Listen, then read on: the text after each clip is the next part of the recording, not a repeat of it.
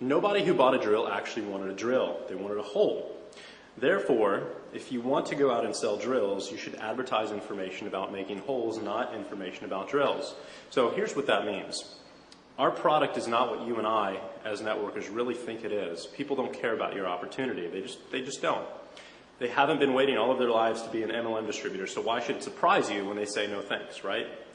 So what they do care about is finding a solution to their problem, whether that be a lack of money, time, family, whatever, right? Your job is to position your opportunity as the solution to that problem, but you've got a couple hurdles to jump over in order to do that successfully. Hurdle number one is that you can't sell. Hurdle number two is that people hate to be sold, right? Hurdle number three is that they're rarely going to see you as a complete stranger as anything more than a salesperson trying to get their hands into their wallet. So the solution to your problem is in the quote above, and here's what it means. Nobody who bought a drill actually wanted a drill. This basically means you didn't buy your MLM business because you wanted to own an MLM business, right? They wanted a hole. You want more time, you want more money, etc. Therefore, if you want to sell drills, you should advertise information about making holes, not information about making drills. People do not want your opportunity. They want the benefits that it can provide them. And they don't like to be sold, but they do like to buy, okay? You want to get your prospects to sell themselves on using your opportunity as the tool with which to accomplish their goals.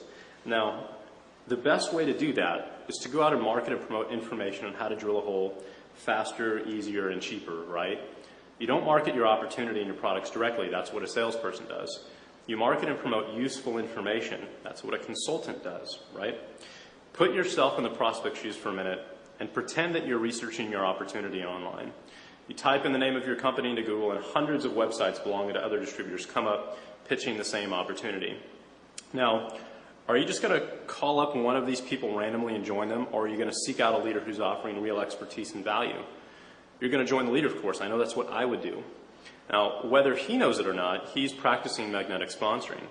And with a few very specific tweaks to his marketing pieces, he's basically separated himself from every other distributor in his entire company and found a way, again, to get invited into his prospect's world, and that's our goal here. Now, in fact, let me share a very real-world story with you that might help you fully understand this concept.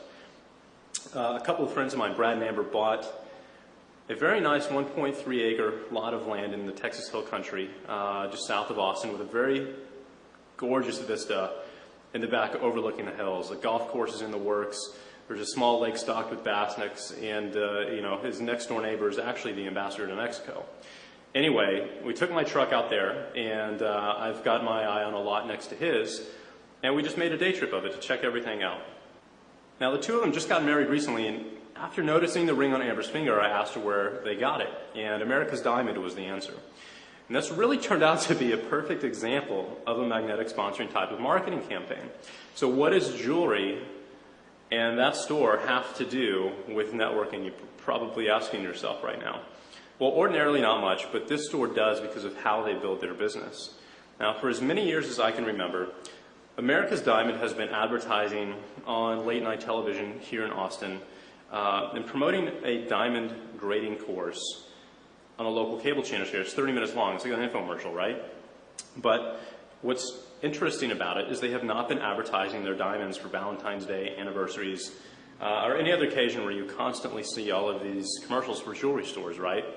In fact, they weren't advertising their diamonds at all. What they were doing was advertising this free course which will teach you, the viewer, how to select and grade a diamond for yourself so you know if you're really getting a deal or not when you do decide to go shopping wherever that may be. So I hope you really see what they've done here. Do you see how smart these guys are? Because instead of positioning themselves as just another jewelry peddler like everybody else out there, they've really positioned themselves as experts who freely give their help and guidance, which then builds trust and a relationship with their viewers. Now, they're basically saying, I don't want your money now, I want to help you first. And the end result is that they basically destroy the competition. America's Diamond is now the largest diamond dealer in the entire country. And the moral of this story is that when your audience sees you as an expert who wants to help, instead of a salesperson that's just after a sale, they're gladly going to come and pursue you as soon as they're ready to make that purchase. Experts never have to advertise. They never have to promote a sales pitch. somehow, in a funny way, right, they always seem to have a line of eager customers waiting outside their door. So it's the greedy, short-sighted, selfish bunch who have to constantly hawk their wares day in and day out. So stop advertising your opportunity and start advertising your expertise and your knowledge. In the phone scripts that you use, the sizzle calls that you plug your leads into, the emails that you send, the conference calls that you hold, the cover letters that you write, everything you say or do needs to enhance your position as an expert and a leader who can show your prospects exactly how to get what he wants. Because that reason, and that reason alone, is why your prospects are going to join you. So which type of person are you right now? Are you one of the thousands of other reps using the same replicated sites provided by your parent company? Are you just calling leads and plugging them into a conference call like everyone else? Are you just offering the business, or do you have something more to personally offer them as a leader and a mentor?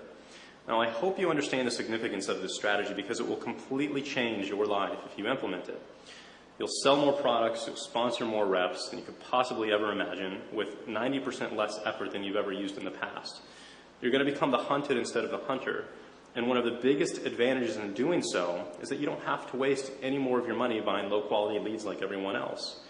Now, speaking of lead generation, let's dive into that real quick because there are very few things out there that really work. And I've discovered over the last couple of years that when it comes to acquiring leads, there are a couple very specific things that you need to know in order to do it successfully, and let's talk about those right now.